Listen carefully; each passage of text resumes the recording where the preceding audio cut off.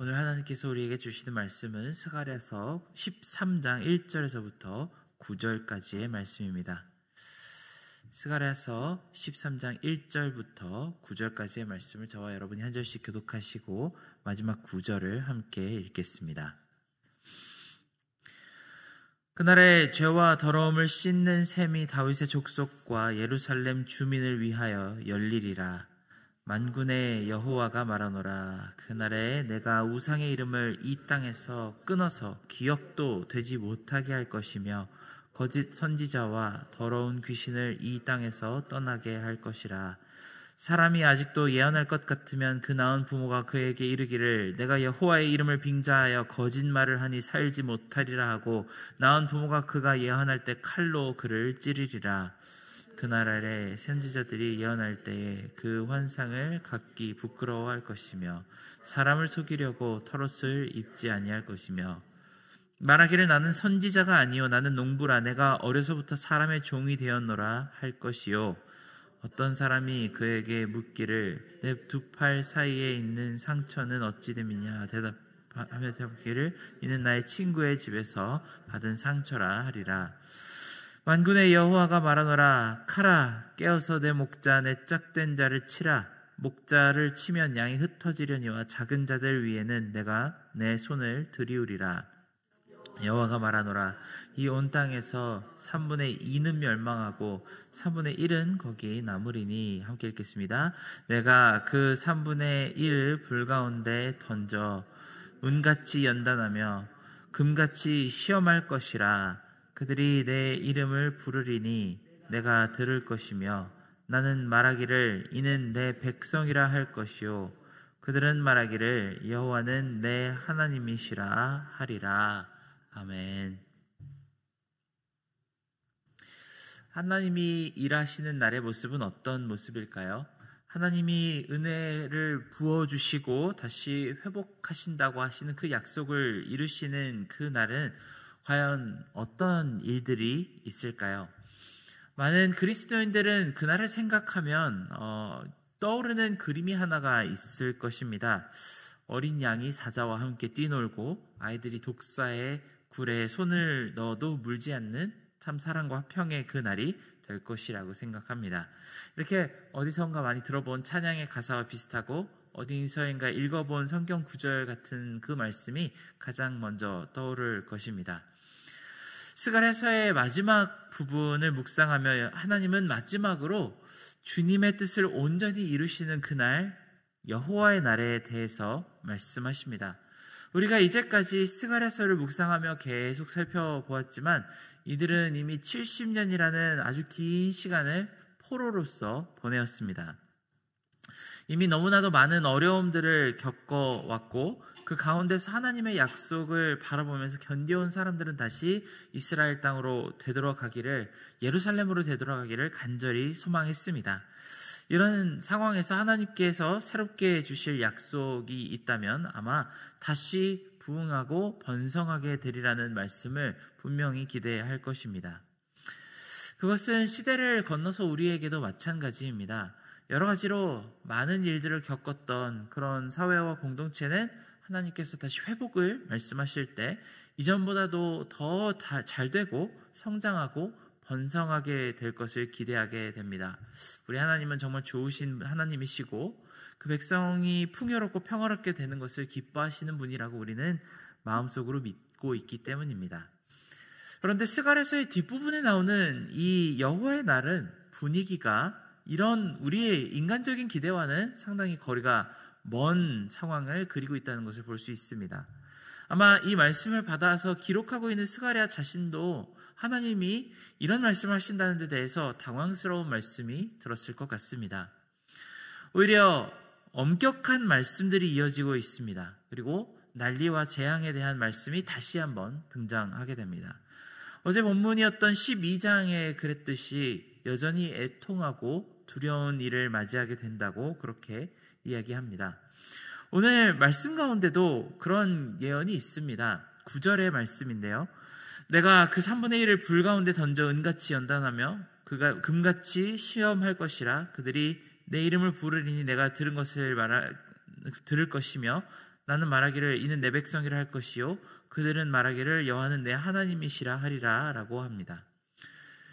이 백성은 충분히 이미 고난 가운데 연단을 받았다고 생각할 텐데 이런 말씀을 이 백성들에게 전달하십니다. 3분의 2는 멸망시키고 나머지 3분의 1만 남기실 것이며 그리고 그 남은 3분의 1마저도 불 가운데 던져서 금과 은같이 연단하시고 시험할 것이라고 말씀하십니다. 우리가 기대하는 회복과는 좀 거리가 먼 그런 이야기임이 분명합니다. 그럼에도 불구하고 스갈에서 마지막 단락에 나오는 이 말씀들은 이스라엘과 특히 예루살렘의 회복에 대한 말씀을 우리에게 전달하고 있습니다. 이 회복은 이전에 다윗과 솔로몬의 때 같이 강성한 그 나라가 된다는 회복이 아니라 조금은 다른 의미의 회복을 말씀하고 계십니다. 옛날의 부흥은 인간의 실수나 죄 또는 이방인의 침략에 맞서 모래성처럼 부스러지는 그런 결과를 맞이하게 되었는데 이 새롭게 주시는 부흥은 영원히 없어지지 않을 것이고 온 세계를 복종하게 할 그런 강성함이라고 말씀하십니다. 그리고 그 방법은 우리가 기대하는 것과 확실히 많은 부분에서 다르다는 것을 알 수 있습니다. 성경에서 자주 이야기하듯이 우리의 생각은 하나님의 생각과 참 많이 다릅니다. 우리가 보기에 좋은 것과 하나님이 보시기에 좋은 것의 사이에는 커다란 차이가 있습니다. 우리는 내 몸이 편하고 부요하고 부족한 것이 없으면 그리고 걱정할 것이 없다면 그것을 바로 좋은 것이라고 말씀합니다만 하나님이 보시기에는 간혹 이런 상태는 더없이 위험하고 경계할 만한 시간입니다. 반대로 백성들의 눈에서 눈물이 쏟아지고 애곡하는 시간은 사람들의 눈에 보기에는 너무나도 악한 시간이지만 반대로 하나님의 눈에 보시기에는 그 어느 때보다도 더 좋은 회복의 시간입니다. 이러한 차이가 등장하는 이유는 아마 하나님이 생각하시는 공의와 우리가 생각하는 공의가 다르기 때문일 것입니다. 우리가 생각하는 올바름과 공정함이란 일단 내가 편하고 좋은 것을 이야기합니다. 불의한 것은 나에게 공평하지 못한 것을 불의하다고 주로 이야기를 하죠. 하지만 하나님께서 말씀하시는 불의는 전혀 다른 것을 이야기하고 있습니다. 히브리어로 불의는 라샤라고 이야기하는 단어인데요. 그 단어의 본 의미는 바로 하나님이 없음을 나타낸다고 합니다. 그러니 하나님의 시작에서 백성이 재앙과 절망을 맞이하는 그 순간은 그들이 너무나도 안타까울 때가 아니라 적군이 쳐들어와서 그들의 성읍이 무너지는 때가 아니라 이방의 우상에게 마음이 빼앗겨서 하나님을 잊어버린 시기가 바로 이 불의하고 멸망의 시기라고 생각하십니다. 반대로 하나님의 관점에서 본 회복과 부흥은 풍요로움과 융성함이 아니라 오히려 하나님을 간절히 찾으려고 마음속으로 가난해지고 죄를 자복하는 것을 뜻합니다. 오늘 말씀은 굉장히 특별한 표현으로 시작됩니다. 그 날에 죄와 더러움을 씻는 셈이 다윗의 족속과 예루살렘 주민을 위하여 열리리라 라고 말씀하십니다. 그리고 이것은 철저히 하나님의 관점에서 보는 회복과 부흥의 시작입니다.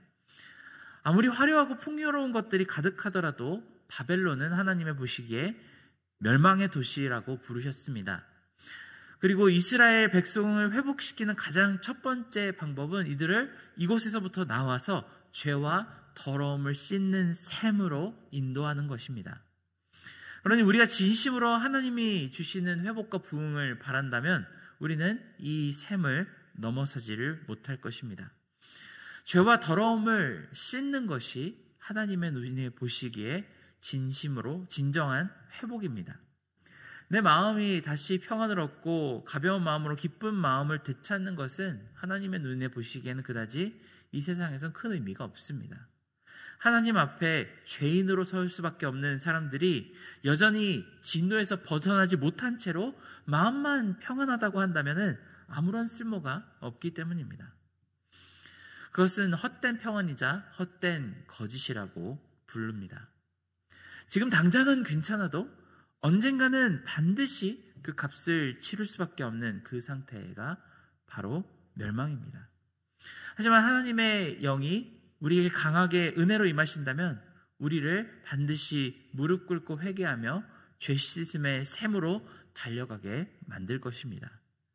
오늘 말씀을 곰곰이 잘 읽어보면 이 하나님이 백성 가운데서 가장 먼저 회복하고 싶어 하시는 것이 무엇인지를 아주 쉽게 알 수 있습니다. 바로 먼저 여호와를 경외하는 것부터 회복하라고 말씀하십니다.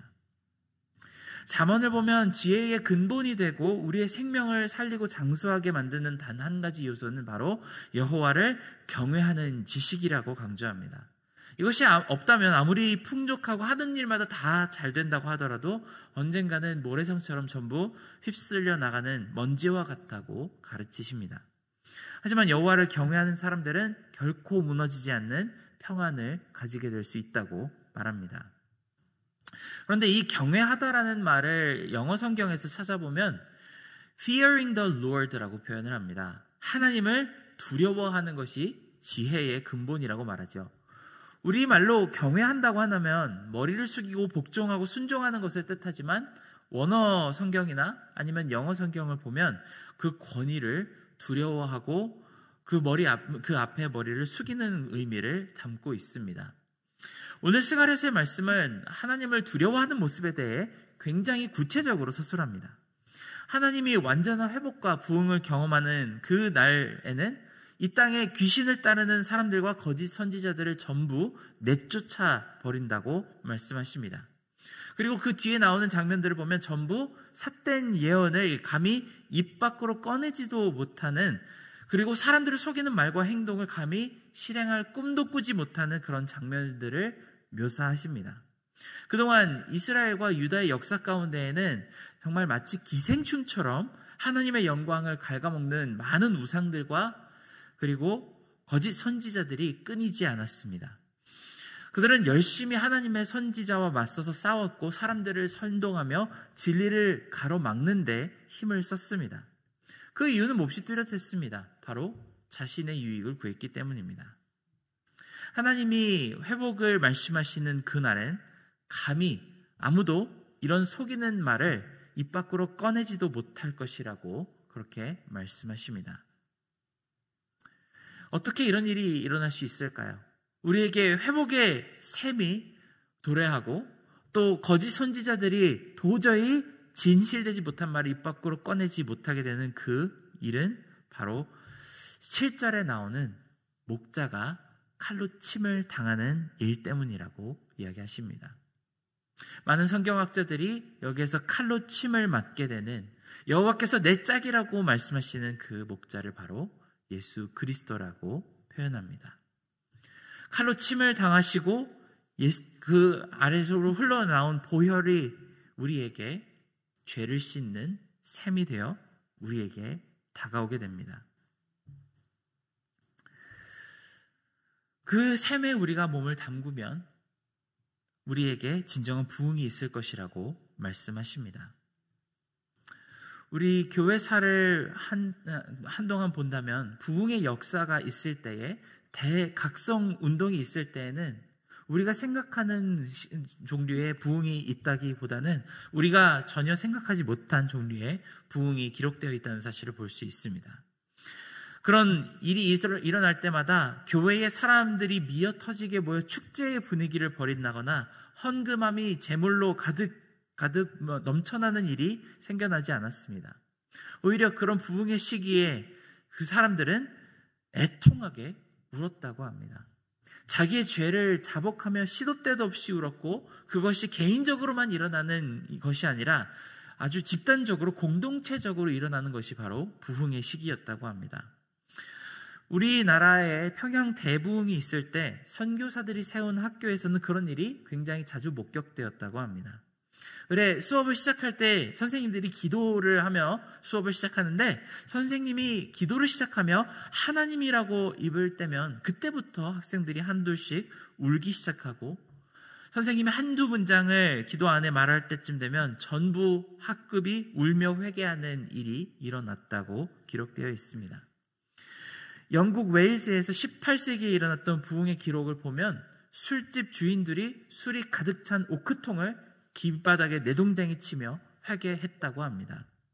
창기들이 모인 홍등가를 자기 손으로 뜯어내고 완전히 새로운 삶을 살게 해달라고, 이 정직하지 못한 직장을 관둘 수 있게 해달라고 간절히 뉘우치며 기도했다고 합니다.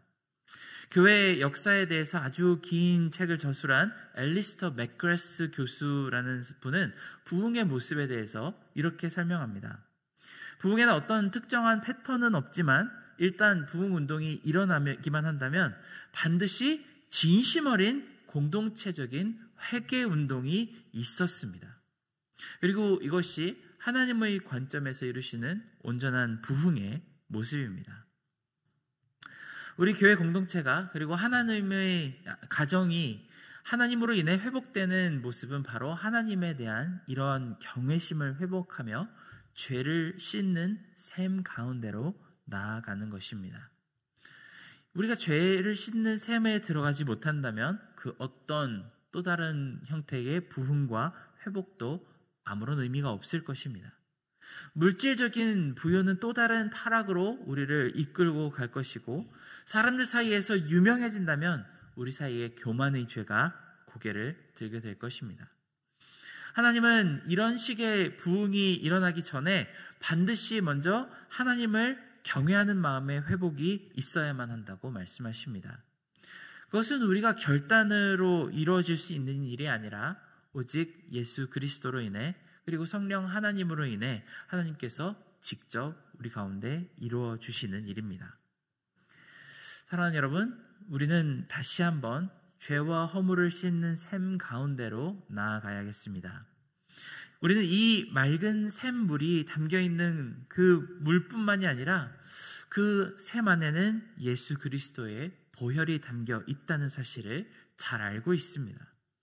마치 성경의 나아만 장군이 나병을 씻기 위해서 연거푸 여러 번 그 물에 몸을 담갔던 것처럼 우리도 지금 이 순간 이 샘에 들어가 우리의 죄와 허물을 씻을 수 있게 해달라고 함께 기도하기 바랍니다.